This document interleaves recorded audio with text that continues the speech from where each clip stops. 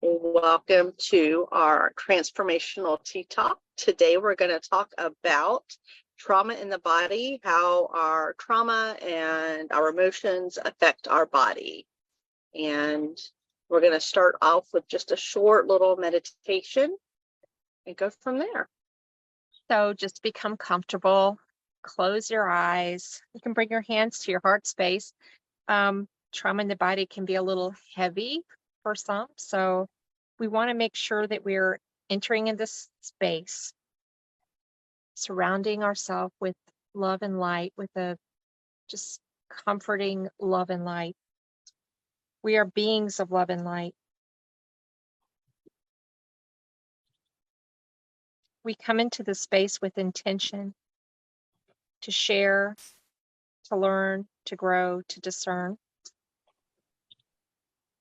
May we take what resonates with us for our benefit and leave the rest if it doesn't resonate with us. We are thankful for this time, this space, and this energy, and this opportunity to share.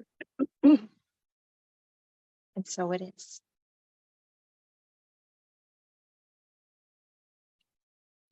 Thank you. Thank you. So we're going to start first talking about emotional body pain. And I know for me, I have a lot of the neck with stress and worry, anxiety, that stiffness in the neck. That is what that comes from. So when you're very stressed and very worried, and you'll notice also your shoulders, you feel like you're carrying the weight of the world on your shoulders. So you'll start feeling that in your shoulders. In your back, you'll feel expectations that have been placed on you.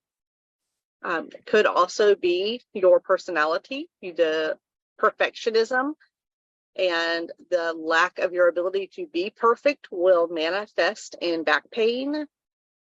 It can also be fear of the future, insomnia, anxiety.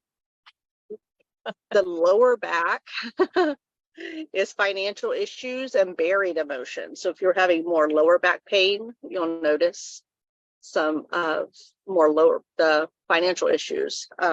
Elbows, you're having any elbow pain. I know I don't have a whole lot of elbow pain, but periodically my elbow will start hurting. And it's only like once every couple months. So elbow pain can mean there's a resistance to change or stubbornness. Anybody that knows me may know a little bit about my stubbornness. I don't know.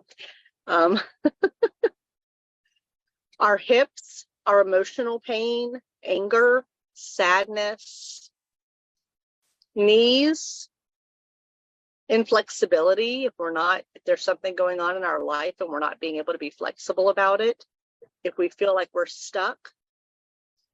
And it can also indicate that your ego is not under control, that your ego is kind of running wild. We'll have pain in our calves from stress and tension, jealousy, ankles. If you have instability and pain in your ankles, it could be uncertainty, and you're resisting pleasure.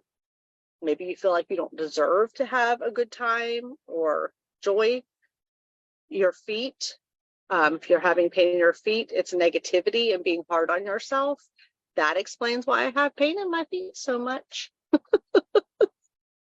Hard on myself. I just got told right before our call I was hard on myself. So, yes. So when we're looking at the body, our right side is our masculine side. It is controlled by the left brain and reflects our outer world. The left side is controlled by the right brain, as our feminine side, and reflects our inner world.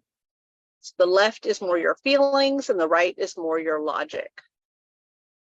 And I don't know, as I'm holding my hands up here because my camera flipped. Is this my right hand on the camera? It's going to be mirror opposite. Like it to me. To me, it looks like right hand. It looks like you're right. Yeah. Okay. So is this my right hand for you? Yep. Okay. So I tried to my camera kept wanting to flip the image, and I knew I was going to be talking about right and left today, so I was trying to make sure I was right and left, but then Zoom does something else to the camera once it does something completely different. So it shows differently. Anyways, so right is logic, left is your feelings. Right is your masculine, left is your feminine. So, and then we get into more of our emotional centers of the body. And so we're going to go through those. And this is just going to be a quick overview of our emotional bodies and our the energy centers. And they do correlate a lot with our chakras. So as we see that, if you have any experience with chakras, you might recognize some of those. So we're going to start with our throat center. You'll have issues with your throat, like right now. Yes. If you're having issues with self-expression, so lack of trust, inability to speak your feelings, and thyroid problems. Those all manifest in the throat center. So if you're having those feelings, you could have thyroid issues because of your lack of self-expression. So if you feel like you're in a place where you're stuck and you can't voice your opinion or have a voice where you're at, you could have issues with your thyroid. On our shoulders, on the right, that reflects our outer world. And the left is our inner world, right? So if we're looking at the left side, on the shoulder, if you're having left shoulder issues, this is your burdens and responsibilities. So you could be carrying a heavy load and feel the weight on your shoulders. We talked about that just a minute ago. So that's more the left. Okay. On the right, still burdens and responsibilities, but it's more outer world. So things in your environment. Could be your job, something outside of you. Where on the left, it's going to be more internal, where you feel like you're carrying a heavy load for yourself. You've got a lot going on internally. Okay, so they're going to manifest differently if it's outer world versus inner world. So you may notice that you don't always, when your shoulders are hurting, one side hurts more than the other. So that's how you can kind of figure out, if it's on the left, it's going to be the inner world, like what's going on emotionally with you. If it's on the right, that's going to be external sources. So that's kind of how you can look at that pain and figure out where you need to focus your attention on healing a little bit. Our heart center, it's where we feel grief, sorrow, sadness, and loss. And this can be relationships. It can also be if we have a lack of self-love for ourselves, if our hearts feel empty, helplessness, aloneness. Is that a word? Aloneness. We feel alone. Disillusionment, embarrassment, shame, humiliation, repressed feelings, disappointment. It could also be that generational trauma. We could have genetic or ancient memory of things that happened to our parents, grandparents, great-grandparents in the past. Cruelty, meanness, all of those things we're going to feel in the heart center. On the energetic level, the heart can look black from hurt and unresolved emotional pain. This can affect our relationships. You could have chest pain from this. You could have heart problems down the road if these things continue to manifest into physical issues. As we move on down the body, we have our fight or flight response here kind of in the upper abdomen. It's our fear center.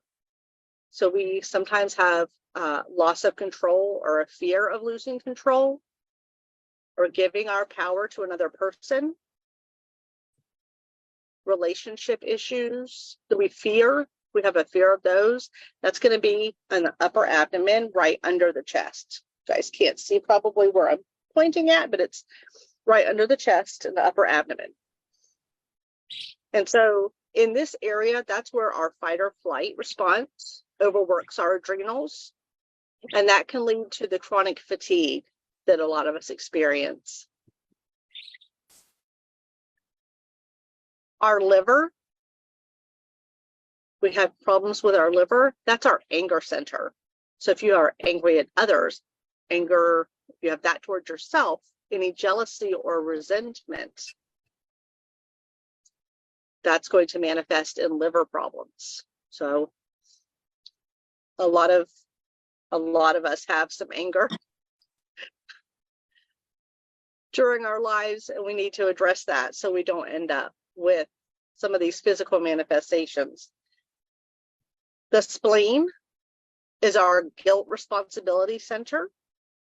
That's that unacceptance, the self-judgment, the self-criticism, feeling like you don't deserve good, like you don't deserve the good that life has to offer you, and also your inability to accept and receive.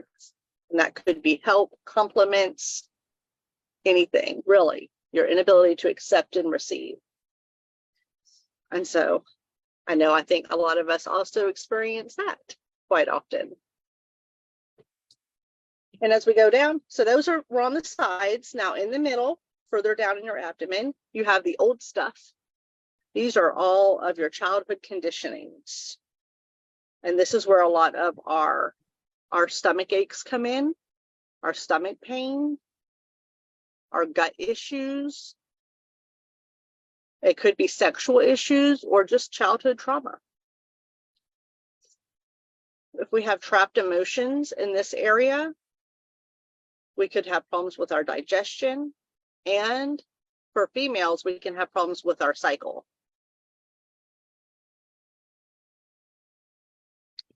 And those unresolved emotions set in like cement. So those are things we have to get kind of moving. As we go down into the groin, we have our survival center. This is where we have violations, where from accidents, abuse, violence, rape, any kind of violation against your person is stored in your groin.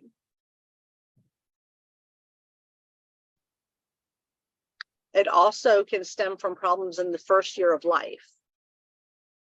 So if you have a traumatic childhood and from infancy, that first year, a lot of that is stored in the groin. Going over to the hip and the spine.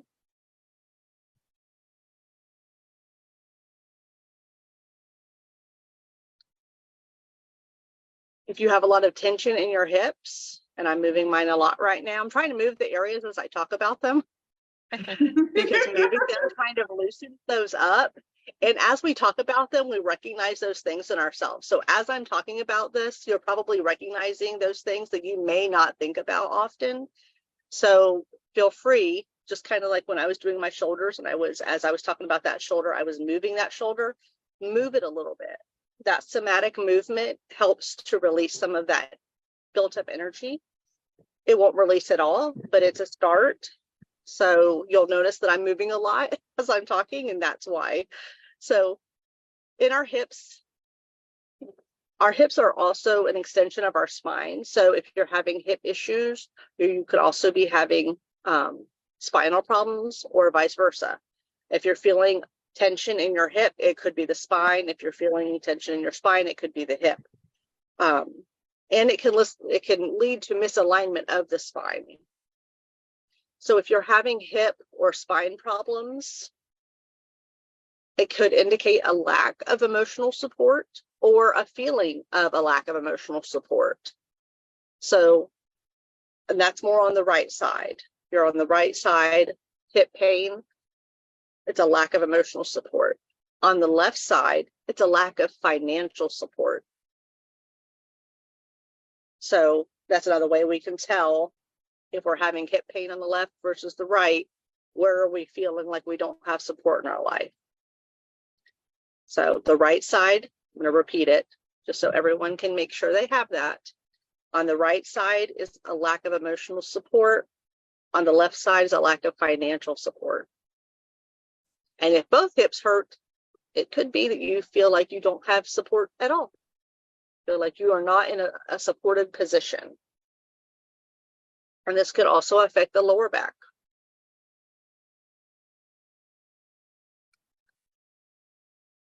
Problems with the right side, legs, knees, ankles, reflect the lack of support in your career and your finances.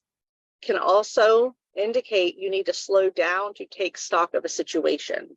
So if you're having right-sided hip pain, you might not feel that support, but it also means you may just need to slow down a little bit. On the left side, again, back to that a lack of emotional support. And it can also be old injuries. And if we have pain from old injuries that haven't healed yet, it could be that that injury is holding on to that unresolved emotional pain. And we can hold on to that for years. We can hold on to that for our entire life. Our legs, knees, ankles are also sites for past life reminders. So if anybody's ever had a one of those aura photographs done, sometimes you can see on the aura photograph, you'll see black splotches on the body. So in an energetic field, that's your emotions that are stuck there. And that's where you really want to focus on that area. So I think I talked about on the energetic level, the heart can be black from hurt and unresolved emotional pain. Up in the upper abdomen, if our fight or flight response is constantly being stimulated, we'll have black there.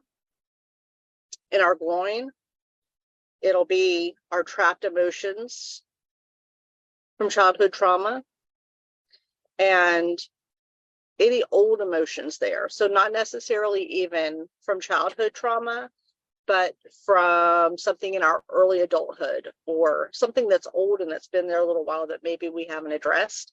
Maybe we put it to the side and said, I'll deal with that. We did the Scarlett O'Hara thing. I'll deal with that another day. And it's been 20 years and you still haven't dealt with that yet. So that will all come up as like black spots on the energetic body. Women especially tend to trap our emotions across the pelvis, which affects our cycles. And I know a lot of people will have irregular periods and will blame it on everything under the sun. And mostly it's our emotional body trying to communicate with us to heal something so we can clear up that issue. By the time we start having physical symptoms, it's our body screaming at us saying, hey, I'm here. I need this help. I need this help. We don't listen to the emotional body. We don't listen to the energy body. So the body says, okay, fine, I'm going to cause you pain. So you'll focus on me now. So all of these emotional and energetic things manifest in the physical body. Mm-hmm. And I think we've all experienced some of those or even all of those. A lot of those. I have questions that are coming up as we're doing this, but we'll take that later because some of them are very personal. I do want to say, because for me right now, there are things coming up that Michelle, I am going to be talking to you about later. I think we're all going through a healing process right now, and we're all being called to look inside and see what it is that's coming about. But if you are having any things come up from this conversation, like you're going, oh wow, and you need to talk to somebody, reach out to one of us, please. Please, because I think most of you on here are personal friends with us at some point, some way, or connected to us. Or if you have like a spiritual advisor or somebody you're holistic, reach out to that person, because some things might come up that are ugly and hard to deal with. My personal issues, lack of support, hip pain, all of this caused me to start this journey of healing and self-healing. We can heal ourselves. That's not to say that we don't need some medical intervention in the beginning of the process, but eventually we should get to, we are trying to, ooh, there's that word, the S word. We want to try to get to a point to where we have the tools to work through these emotions and do the work and release them, identify them, process them, and release them. And that's why I got into the Qigong, is because there are so many practices that I have to do just to help me process the emotions. For example, today it was the breath work and ground, cleanse, and protect. A lot of you have seen me do the 1 through 10 standing meditation where I ground into the earth and I draw up that healing earth energy. Well, today that earth energy was healing. Like I was taking that earth energy and healing all of these traumas that I've been processing the past few days. And then when I'm bringing in that heavenly energy, it is just purifying and dispelling all of that negativity. And that is one of the tools that I use to process all of the traumas so that I can heal and move forward. And for me, shoulder pain, hip pain. I have a titanium hip, so I'm not against medical intervention, but my hip wore down, like there was bone on bone. That's my body screaming at me to take care of myself, screaming at me to take care of myself. Well, my experience was lifelong headaches, even when I was a little girl. Back then, at school, they would give me a big white aspirin, an adult aspirin. So I remember taking it and thinking that I had to take it like I did my baby aspirins that my mom gave me that tasted so good and they tasted so nasty, but my head hurt so bad I would do it anyway. I don't know if you know how many kids would take a nasty adult aspirin and let it dissolve in their mouth.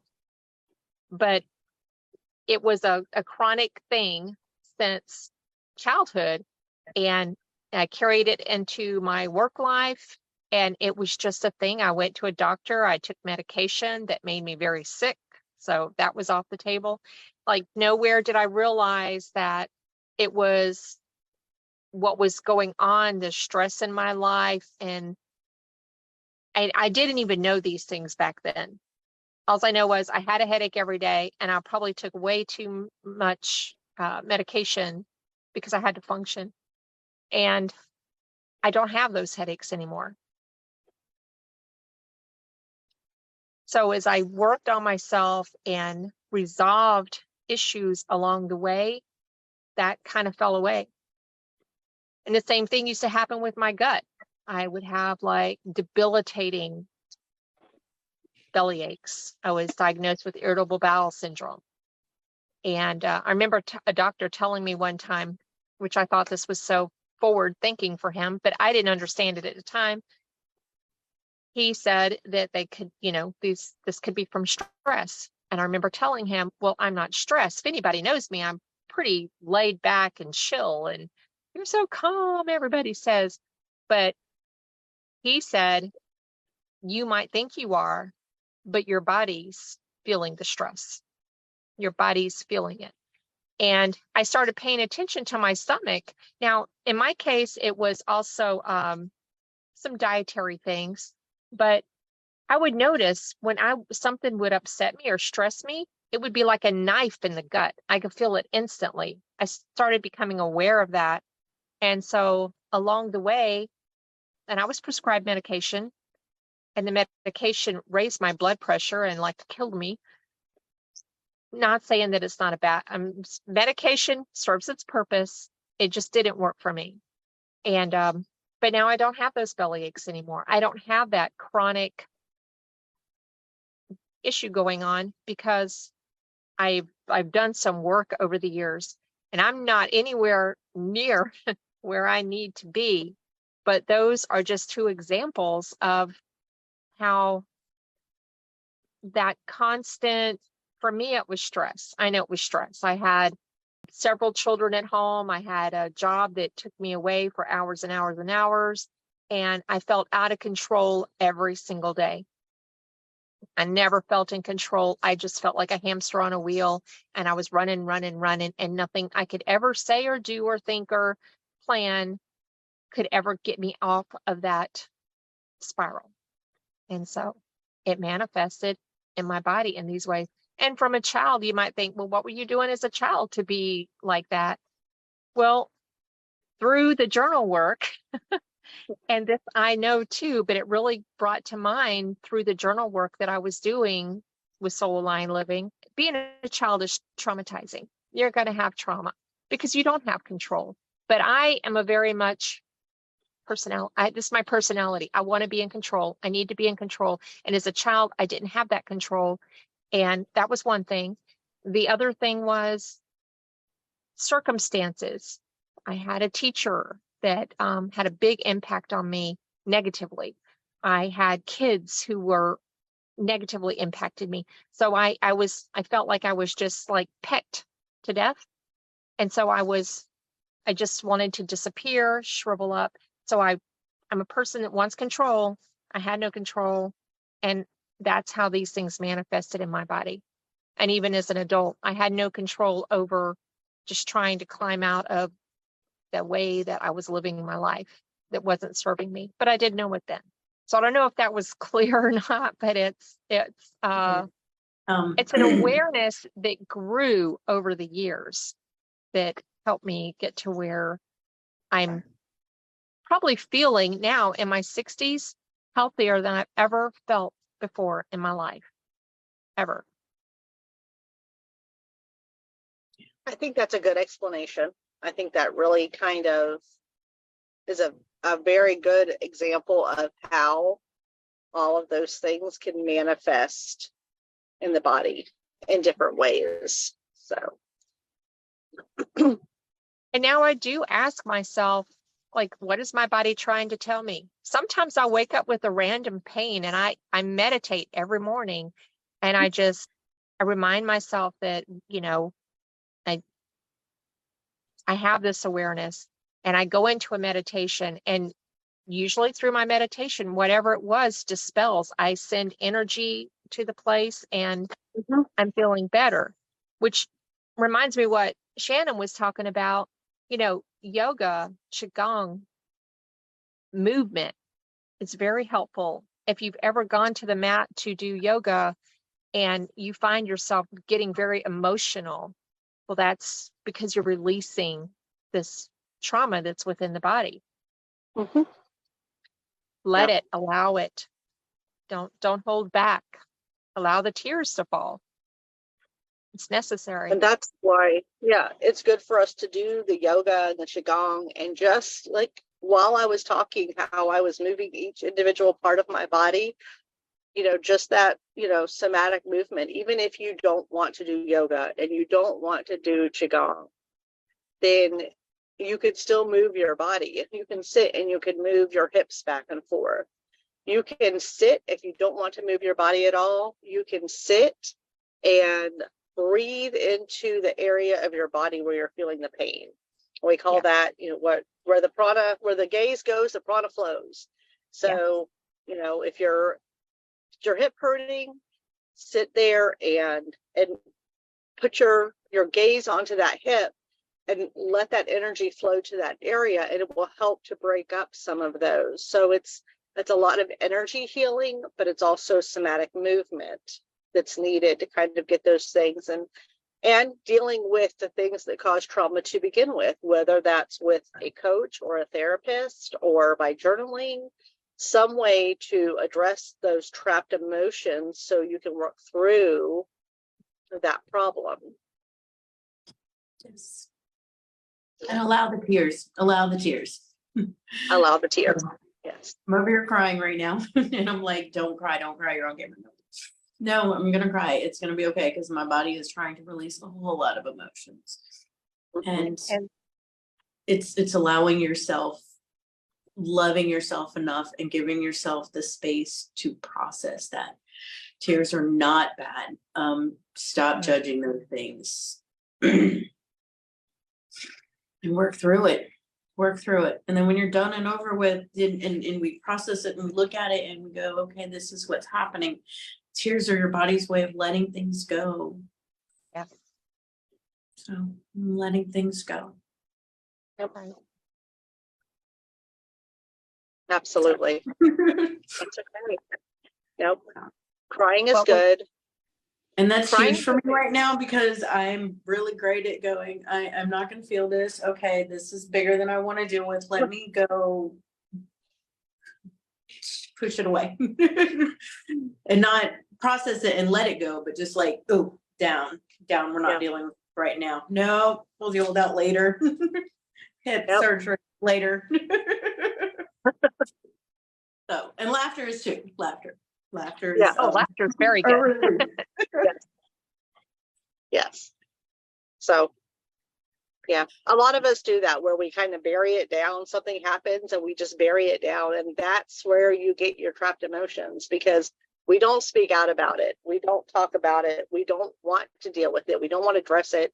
We don't want to deal with the pain. We put it into a box, put it up on the shelf, and we're like, that's uncomfortable. I don't want to. Well, all you're doing by doing that, putting that in a box up on the shelf, is causing yourself to have physical manifestations because your body's going to address it some way or another, whether you like it or not. So the best thing for us to do is whenever we're having those feelings and emotions is work through it. And, I always say, like, sit with it, feel it, heal it. That's how you heal that. Putting it away and ignoring it, doing the Scarlett O'Hara, I'll think about that tomorrow. All of those things, all it does is repress it further and cause it to be more trapped in the body and cause more physical manifestations. And then when you have multiple things going on in your physical body, you're like, why am I so sick? What is wrong with me? And it's all of these trapped emotions and the trauma that you've experienced that you're refusing to deal with. I will add that was a big part of the problems that I had from childhood into adulthood is I didn't want anybody to see me cry ever. Even from a little girl, I would closet cry. I would hide to cry because I wasn't going to let anybody know in this world that they had affected me in that way. And so it's not really good for a child to do. And then I grew up and the wall just got thicker and thicker and thicker. And so there you have it. I've got these physical problems. I was on crutches 3 times in my life, unable to walk because of my knee problems. And it's, as I became aware, again, it's like a light bulb comes on. So don't hold it in. You got to let it out. That's my message. It's not being tough like I thought I was. I thought I was being tough. I want to to put in here somewhere, and maybe we can do a little blurb at the top. If anybody is taking this as a judgment or, oh, you're not physically ill, whatever, if that's what you're hearing in your mind, that's not the intention. Yeah. No. The intention is this is an actual real physical manifestation of things that we're not even aware of sometimes. Mhm. And then becoming aware of those is one of the tools that we use to help heal ourselves.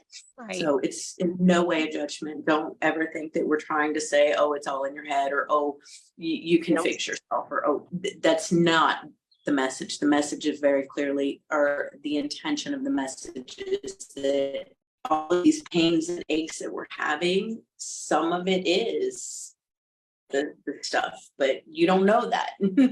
Like, we don't know that. It is yeah. Michelle, I'll let you go with that because I'm losing myself right here. Yeah. What it does is it manifests into real physical problems. So the problems you're having physically are real. We're not saying they're not real. We're saying that the physical problems you're having are a manifestation of problems with your emotional and trauma body. So the physical problems you're having are very real. So if you have, heart failure, diabetes, asthma, COPD, you have arthritis, all of those things, and many, many more, IBS, all of these things are physical manifestations of something wrong with our energy body. The physical is just that. It's just the physical. All of our problems and issues are really our energy body. So we don't listen to our energy body. We've been told not to listen to our energy body. Let me say We that. don't know. Yeah, Yeah. we don't know, but we've also in our society have been told that we don't really have an energy body, but we do have an energy body. And that's where we have all these emotions and traumas, and we keep everything buried inside. And then they manifest as a real physical problem. So when you have diabetes, it's a real physical problem. And it's from having trapped emotions and trauma in the body and your choices from having those. So sometimes it's things we eat, sometimes it's genetics, sometimes it's generational trauma. But all of those also then affect if you have diabetes and you're like, well, I'm eating this way. Well, why are you eating this way? Are you using certain foods to compensate for feelings and emotions? People with heart failure, hypertension, and people that crave more salty type foods, are you using that salt for something else in your life? By the way, if you're craving salty, salty foods, it's because you're bored. You're yearning for more. Like there's a meaning for all of these things. If you're craving, this is completely getting off topic, but if you're craving like sweet foods, it's because you feel like you need more love in your life, or you need more self-love. Like it's all, and this is why I get off topic a little bit, because it's not really off topic, because it's all one All thing. connected. It's all connected. So there's a reason why diabetics, it's a sugar problem. There's a reason why they end up with diabetes and why is our sugar high? Because we're eating a lot of high carb foods. And why are we eating those foods? Because we crave that sweetness in our lives that we are not getting from other sources. So it's all connected. And I'm going to stop talking about that on that one. That'll be a different tea talk. Yeah, that's We'll what I was dive more thinking. into that. We'll talk about that another time. But We'll probably have to yeah, do one the of those big for point each of the body systems. but yeah,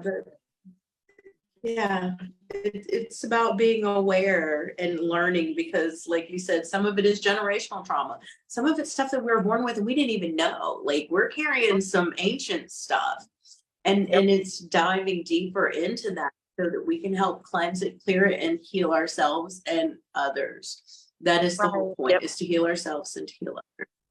And also, when I heal myself, I heal 7 generations in front of me and 7 generations behind me. Yeah. That is my intention. Okay, that's all I have.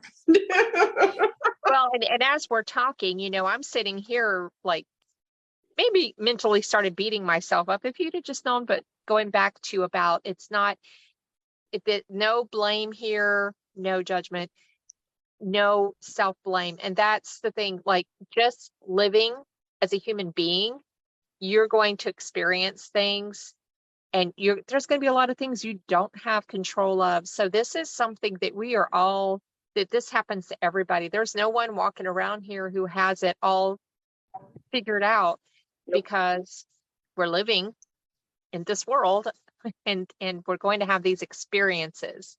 So self-love, self-compassion, no matter what has happened, like that, I feel is like one of the things that it's a process, but it is helpful in figuring out your way in this life.